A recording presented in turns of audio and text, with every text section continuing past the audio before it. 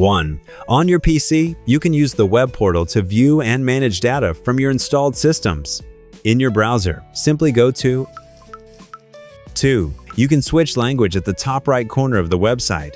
3. Log in using the same account details you use on the mobile app. In Databoard-Installer, you can easily review the data records for all the systems you've installed. In Equipment Management, you can view system operation parameters and perform OTA over-the-air upgrades for inverters.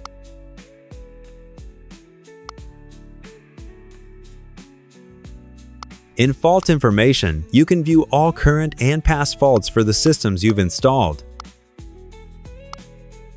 To sign out, hover your mouse over your account email and select Log Out.